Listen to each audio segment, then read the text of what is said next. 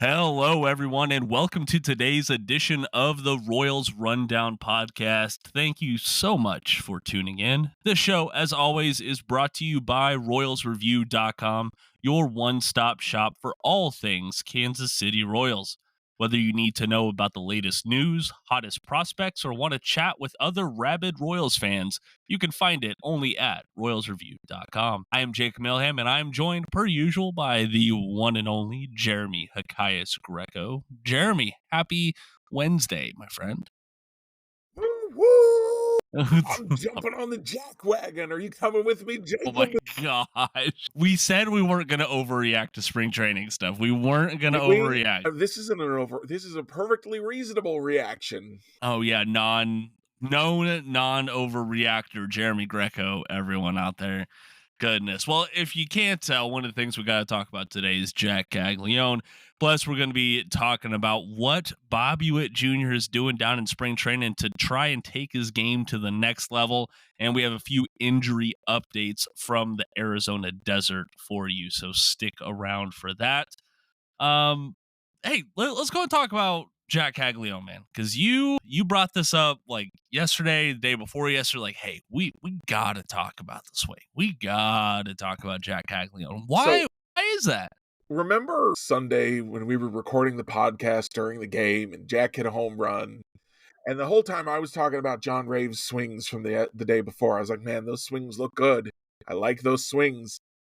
Well, after we finished podcasting, I went back and watched video of Jack's home run swing. And my goodness, Jacob. Now, we could talk about the 430 some odd foot distance. We could talk about the 115 mile an hour exit velocity. But I want to tell you a story. I want to take you all the way back to 2001. The ancient days. Ooh, When even olden I times. was a child. Oh man, that's I pretty was crazy. visiting my grandma in North Carolina. Back in those days, I still lived in Kansas City, but we were visiting grandma in North Carolina. And I was bored. There was nothing to do. Turn on the TV, look for something to watch. Couldn't find anything other than an Atlanta St. Louis spring training game. Okay. And I'm watching this game, and I'm like, Cardinals are kind of my NL team. They were then. They're not now, but they were then. Mm-hmm. Something. And then this kid. I don't think anyone had ever heard of. I certainly hadn't heard of him. He had purchased that year. I was really big into fantasy baseball. I'd purchased guides, like magazines that were like, this is how to do the best fantasy team, blah, blah, blah. They didn't have anything about this guy in there. And this kid walks up to the plate, crushes this massive home run. If I recall correctly, it was over the center field scoreboard. Man. And I knew at that moment that he was going to be a special kid. And even though no one knew anything about him, even though the announcers were like, this kid, Tony La Russa, is going to try and he shouldn't open the year with the major league club. He should start in the minors. He'd only been in the minor leagues for 1 year, Jacob. He was in the minor leagues in 2000, and that's it. And I knew I drafted him or I signed him immediately in free agency on all of my fantasy teams, and I won or came in second place on all of my fantasy teams that year because that kid was Albert Pujols. Yeah, that's a pretty good eye there, Jeremy. And his rookie year was pretty good. I don't know if you remember. Pretty Rookie of the Year award. I think he got Silver Slugger, All-Star, 4th in MVP voting as a rookie, over 1,000 OPS. I haven't been as excited about a swing since then until Sunday when I watched Jack Caglianone swing. Just that smooth? That swing is smooth like butter. I mean, he looked like he was barely even trying, and the ball jumped off his bat. Did the sound just in the natural sound in the video? Yeah, have to do nothing to it. Jack did all the work there. Absolutely. So now, am I saying Jack Caglianone should start the year with the club and then he's ready to put up Pujols numbers now? No, I'm not saying that because Jack Caglianone has, he doesn't even have Pujols had a full minor league season under his belt. Caglianone had half a minor league season. I do want to see him have a little bit more success, not strike out too much, get some hits in the minor leagues, probably work on his outfield defense, Mm-hmm. but like one thing at a time. Figure out, make sure the swing's working, then the defense, then the promotion to the big leagues. Well, I mean, Andy Rogers had a good little tidbit after Cags and Jensen. Carter Jensen also hit a big old home run, though we'd be talking all about that even more if it wasn't for Jack's Jack. We'll talk about Jensen in a second. Go on. Yeah, she had a good little tidbit in the story about that, about some advice that Mike Sweeney had specifically given Caglianone, and that was to take a little bit off of it, back out a little bit. And I mean, Jack was quoted after the game as having that thought after he fouled off the pitch before. And number one, it just amazes me that someone can think about trying less and have that much better results, For because sure. I would be focused on trying as hard as possible in that moment. But Well, that's why you're not a major league baseball yeah, player. exactly. Exactly. So I think that's great advice. I think that is a good thought process. But I also think that is another endorsement of how the organization and the players, the known players that have stuck around this organization, view Jack Caglianone. I think that there is legitimate hype that we don't see hype materialize into results very often. But man, there's a lot of people rightfully excited about Jack Caglianone in the coming future. Yeah, I watching that swing, I don't know if you remember this, Jacob. I was disappointed when the I Royals drafted do Caglianone. remember that. I was like, I don't know about this move. This feels like a bad, bad move. And that hesitation is gone after watching that swing. I get it. When a guy can swing like that, you take that shot. Sure, he strikes out. The floor right now looks like peak. That guy that was with the Rangers, and then last year he's with the Nationals. Gallo. Joey Gallo. Like the floor is peak Joey Gallo. I think the floor is like a Kyle Schwarber type guy.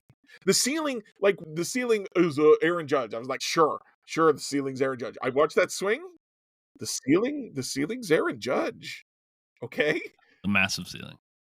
you take your shot on that guy. You have to. Right. I'm And amazed that he made it all the way to the Royals in the draft after watching a swing like that. well, and I know that this is a lot of hype. This is a lot of pomp and circumstance and ado and all these other things. But I am excited after watching him swing. I think Jack Caglianone, screw the Fangraphs future value statistics. He's gonna be a big leaguer. He's gonna be a regular, and he might just be a star.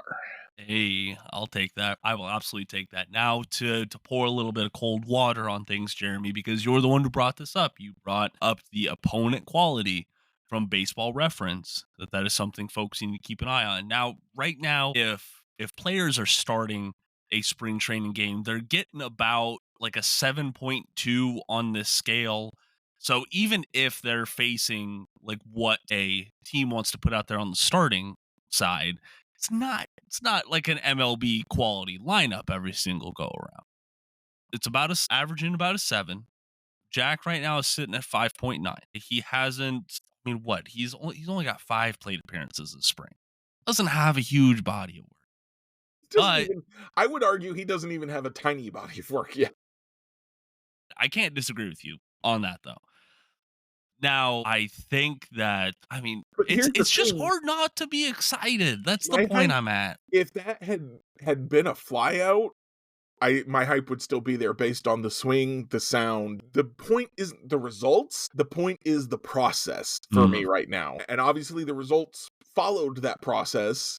And I with a swing and a sound like that, if it's a fly ball out, you've got like a 600-foot stadium or something to the wall, just something ridiculous. You're playing MLB The Show. But my goodness, it was the swing for me that is, and that the swing is the swing. it Doesn't is. matter what your quality of competition is. Doesn't matter where you're playing the game. The swing is the swing. Yep, that it is. So hopefully, I'm hopeful that Caglione is still with the squad when we get him, when we get a freaking spring training broadcast from the Kansas City side. I'm still really irked about it. The fact that it's February 26th and we still have like 2 more weeks almost until we get to see a Kansas City Royals broadcast. But I digress. Hopefully he's still there. I know for a fact though that he is getting all of the experience, the body of work that I would want a top prospect to get. And he's also having the results right now that I would want a top prospect to have. He absolutely should open up the season at Double A Northwest Arkansas. This is an underrated factor. This is I want everyone to take a few steps back in time and go back to about like 2021, 2022, somewhere in that range. And we were all focused on these young players coming up as a group, as like a wave. It was like, okay, we want Vinny Pasquantino, but we want Bobby with him. We want MJ with him. At the time, we wanted Nick Prado with him. Stuff like that. Yeah. Things change. Things do change. Yeah. But now there's like a legitimate little wave forming at the Double A level. You got Ben Kudrna, you got Carter Jensen, you got Jack Caglianone.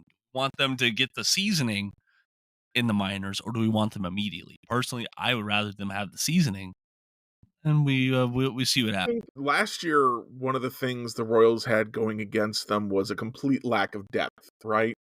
Once Alec Marsh went down, Michael Waka went down, who's going to start your games, right? But they've got some depth now. Ross Stripling, obviously, I'm excited about his depth, but Noah Cameron turned into somebody interesting.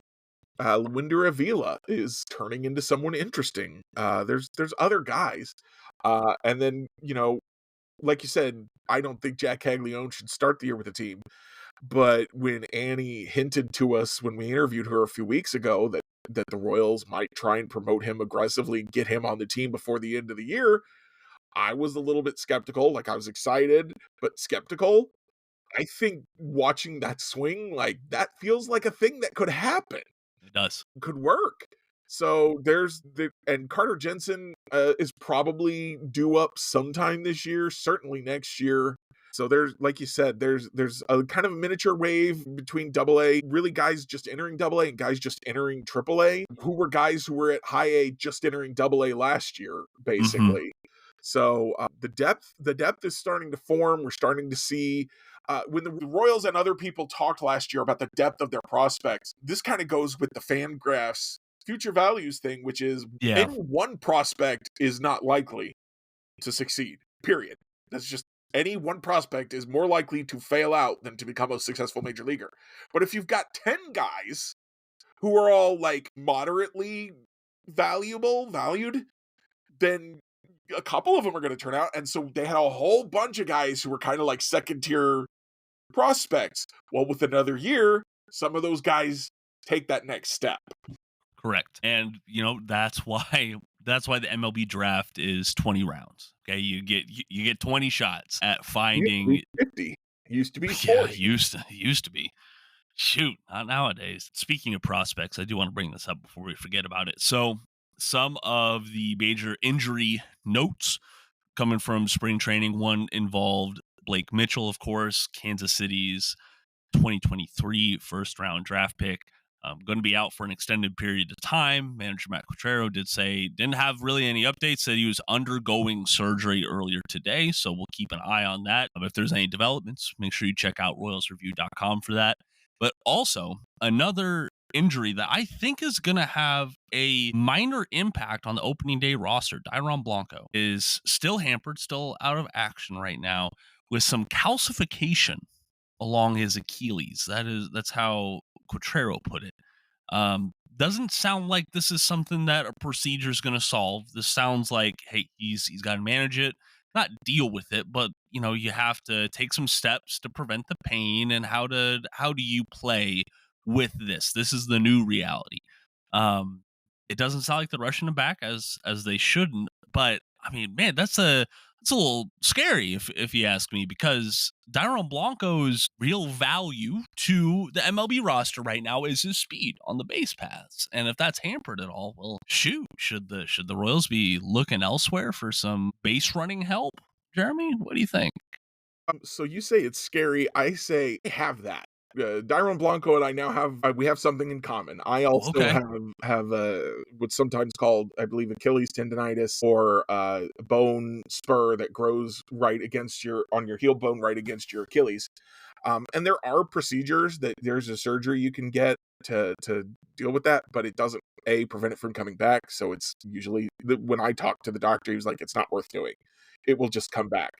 Your best bet is to do stretches and manage the pain that way. And when I do my stretches, I don't always do my stretches, the pain is managed. So now that he's identified it, he can do the stretches. And he's a pro baseball player. He doesn't have any excuse to not do the stretches.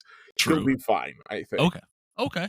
I like that. I like that. So that gives me a little bit more hope there.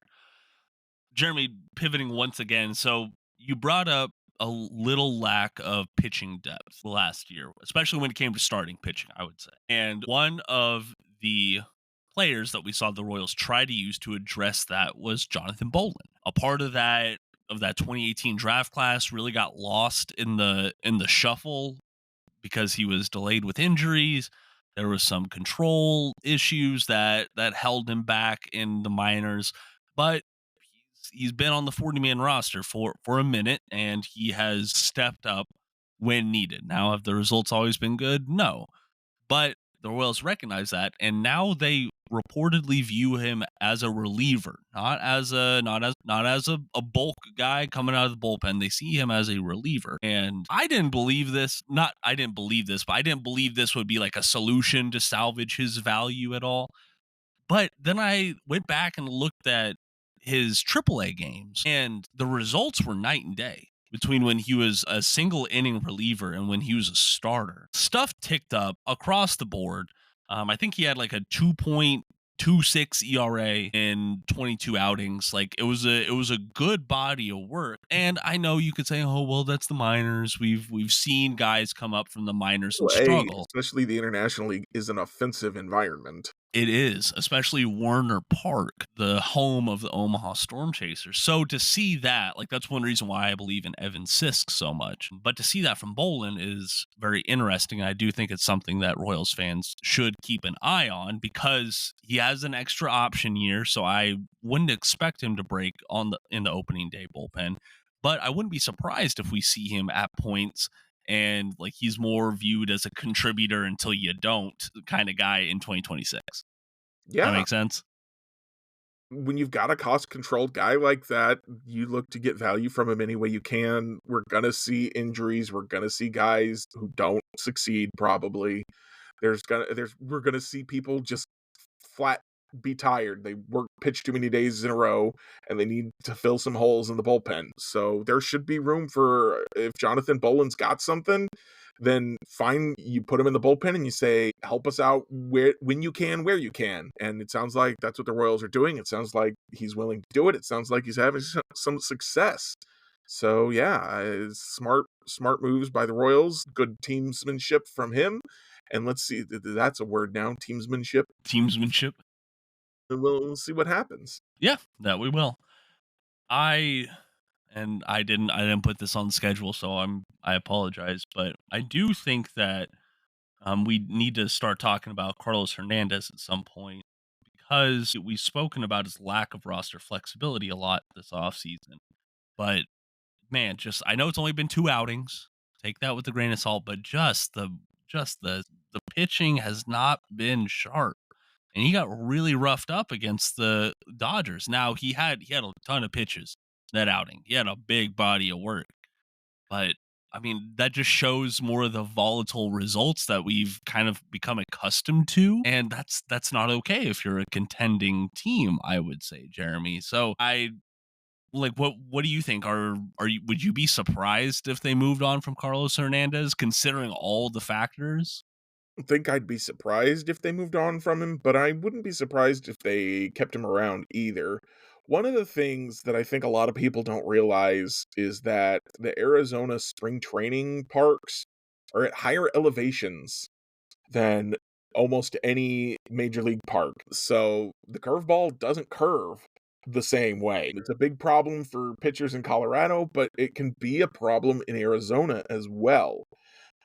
I know off the top of my head because I was looking this up when Jack Caglianone hit his home run, and I was trying to figure out like how does that affect exit velocity, blah blah blah. The Surprise, Arizona is 1,100 feet above sea level. And you'll say, if you look it up, you'll say Kaufman's 900 feet above sea level. So is that really that much of a difference? Well, Kauffman is the fourth highest stadium in MLB. So most of them are at sea level. I didn't know that. Yeah, I didn't That's either. That was something new I learned. So it's definitely a thing that you have to look out for okay. in Arizona is that elevation and no, it is a serious difference. I mean, it's not Colorado. Colorado famously a mile high. So the curveball should work better in spring training than it does in Colorado, but it's also the beginning of spring training. You're still It is. working on some stuff. I am not ready to rule him out yet. And I think that's the fair approach because in the grand scheme of things, we are more than a month away from opening day still. We still have a lot of time between when these roster decisions must be made. And I mean, we could just jostle around the pieces on the racetrack. It doesn't remove them from the racetrack entirely, I will say. So sorry, I keep peeking over here because the Royals are like kind of clawing back in this game against the Colorado Rockies. They Now it's got you. They seven. haven't lost yet. You don't want to break your perfect record. I know. I was all on the 162-0 bandwagon, and here we are, just about to lose. Goodness gracious, Jeremy. This is funny. I did see a survey somewhere, and it was you know, online surveys, they're hit or miss, so take them for what they are. And it said the average amount of losses for an MLB team before their fans give up on them is All eight right. losses.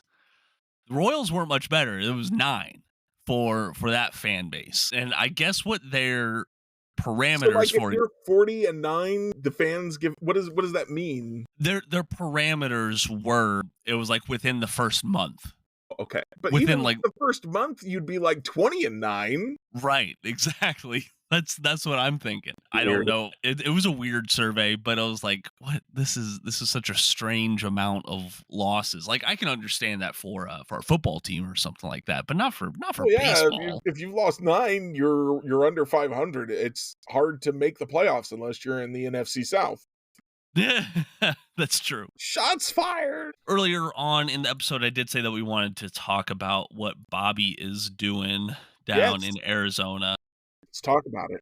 Yeah, so this is number one. I I know we laud Annie with a lot of credit, but she teamed up with David Adler over at MLB.com, and I thought it was a good pairing because she got the narrative, the setting, the quotes, things like that, and he had all the data. So it was a good little pairing there.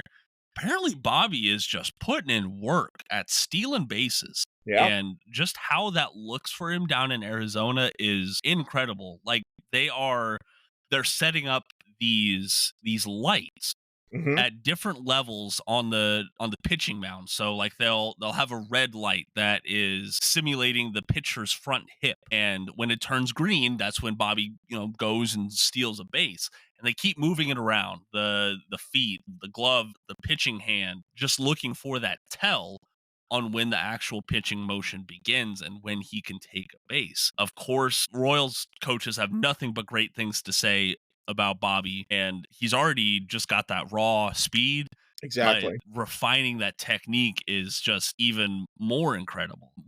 There was another thing that they were doing. Yeah, audio components Yeah. to for tells. I mean, this is just wild, Jeremy, but like this is what you want a guy to be doing in spring training, right? Absolutely, absolutely. This is what we were begging for. We were like, "All right, Bobby." I think I specifically said you're not going to hit as well next year as you did this year, most likely. So how do you make up that value? Well, steal more bases, get caught fewer times would be the low hanging fruit, I guess you would say. That's the worst aspect of his game right now. Everything else Hmm. he does is so in the stratosphere that stealing 30 bases and getting caught what 11 times, I think it was. Yeah, I think that's right. I mean, that's still almost.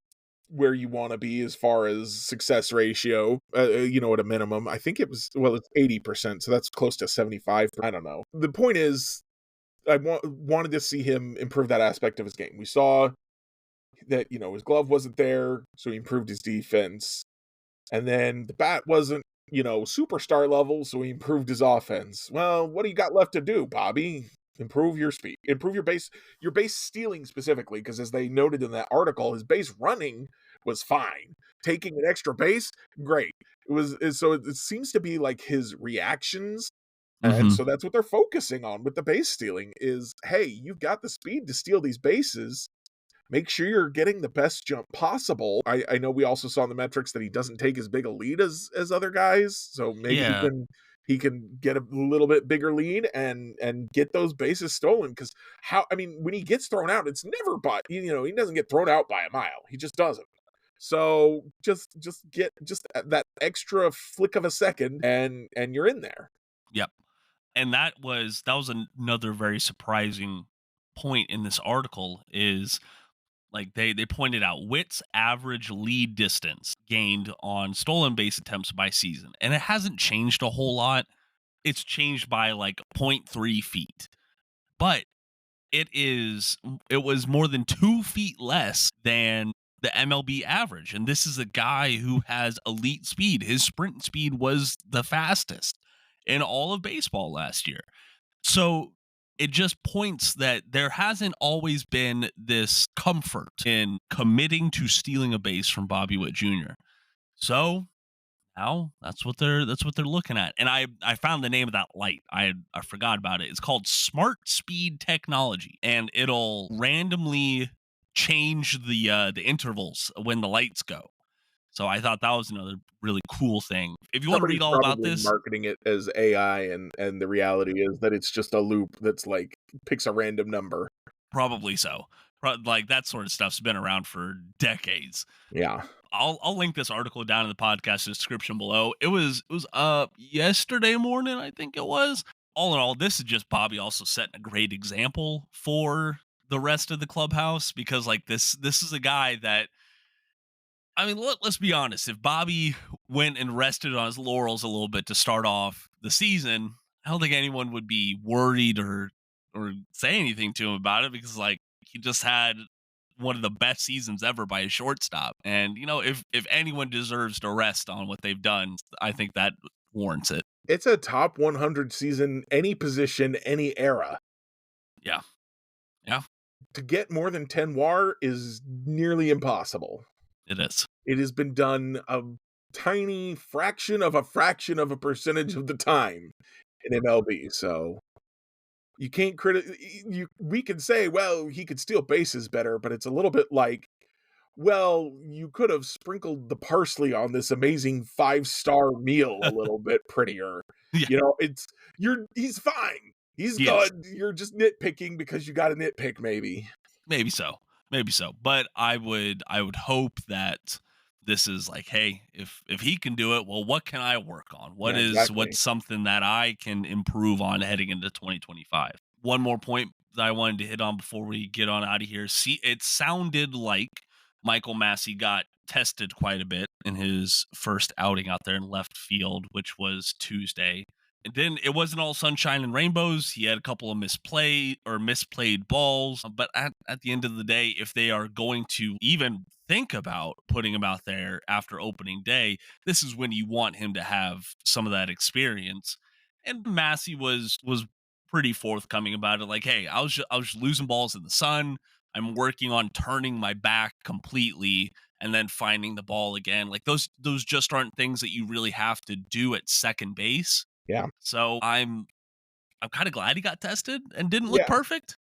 The thing that stood out to me was like misjudging the path of a fly ball because he didn't recognize, like he needed to recognize that it was off a left-handed bat, so it was going to slice towards the foul line in left field, and he didn't, so he misplayed it. But that's a thing you can clean up. That's not even, that's easy. You just go, okay, left-hander at the plate. If a fly ball comes this way, this is how it's going to behave. So on the one hand, it's like, shouldn't you have already figured that out? But on the other hand, it's a different animal until you're actually out there doing it. And speaking as someone who last played outfield more than 20 years ago, I was in right field. They considered me so good that I got game balls for my defense. And Okay, in all left right. field, I had balls do exactly to me what they did to Michael Massey yesterday. So the spin can be a little wonky. You got to keep your eye out for it. You got to know what you're looking for, and he will from now on. He's seen it now, so he should be able to recognize it next time.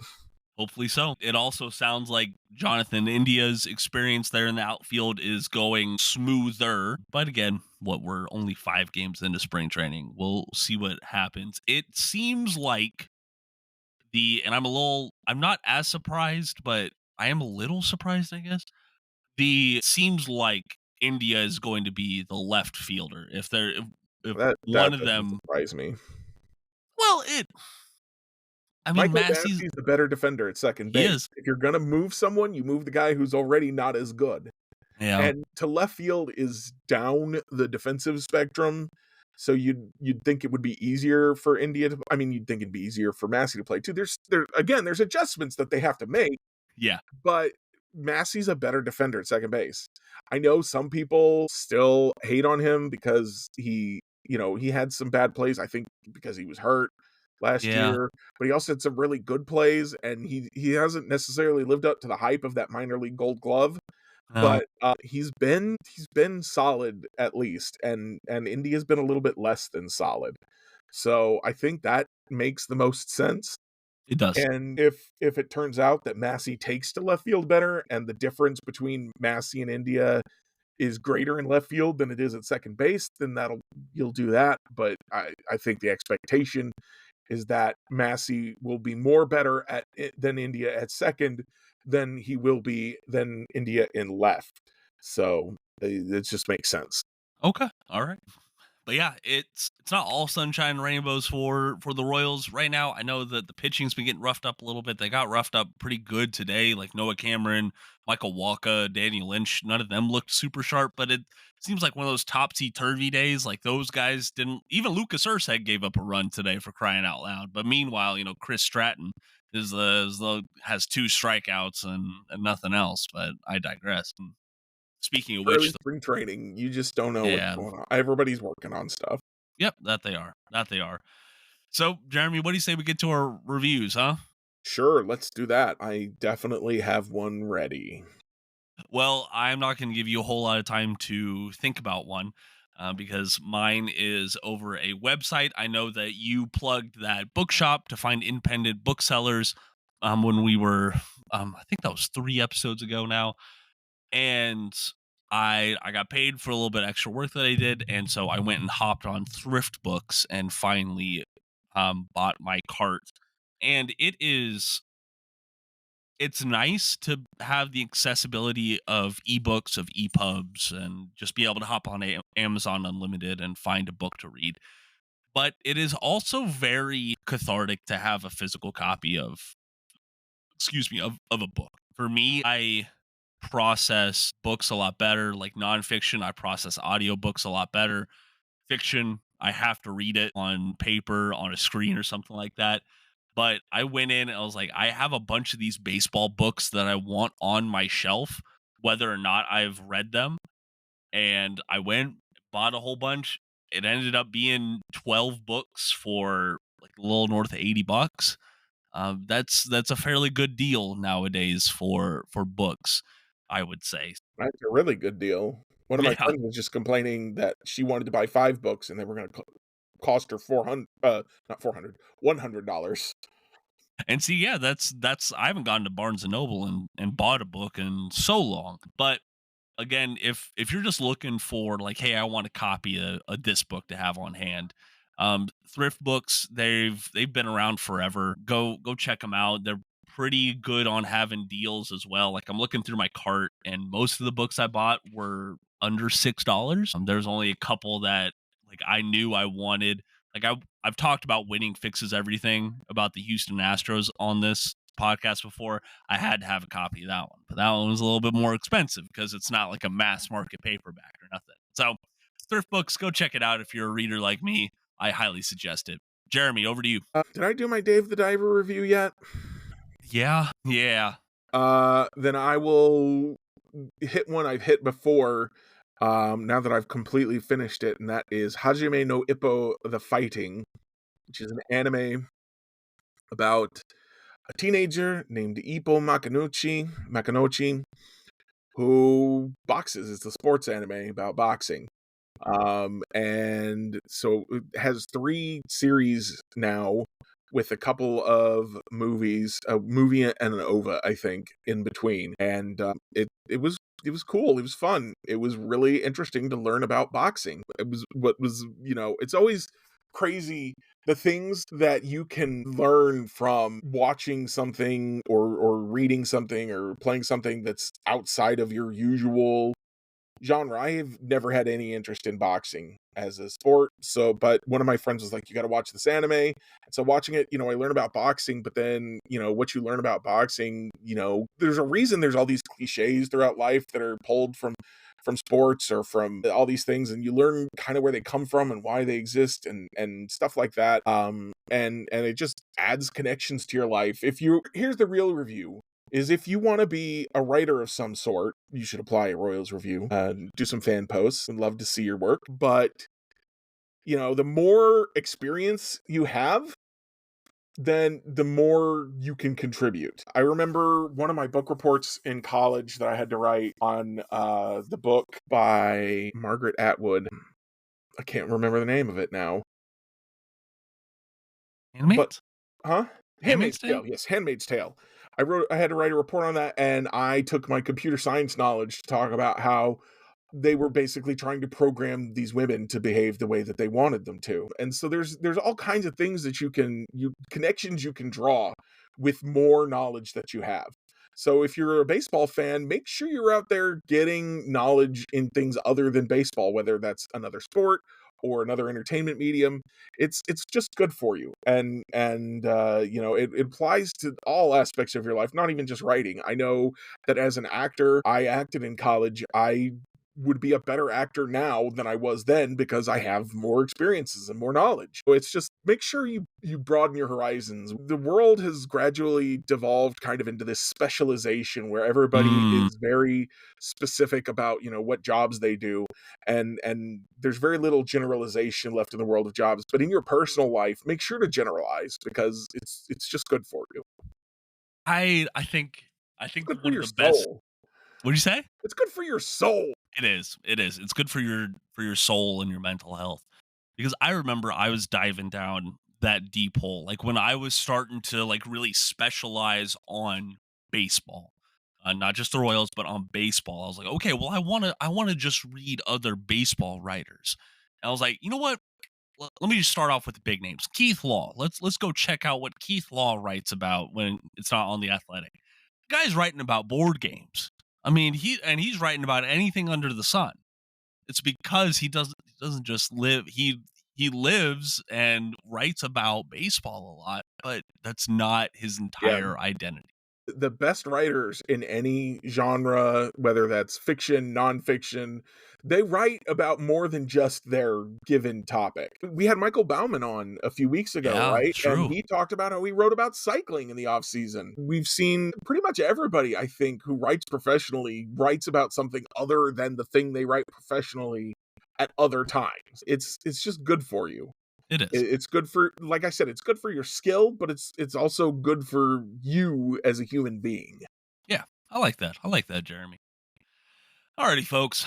Well, that is just about going to do it for us today. If you like what we do here, or if you're a Kansas City Royals fan, please follow or subscribe to the podcast. We are available on Spotify, Apple Podcasts, Good Pods, wherever you get your podcasts from.